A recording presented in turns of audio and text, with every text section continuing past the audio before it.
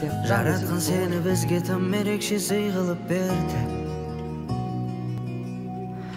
Өзіңмен бірге несібе берекең үйіліп келді. Бақытым байлық жалғыз өзің ғана жүрегімдегі. Қарашығым көзімдегі.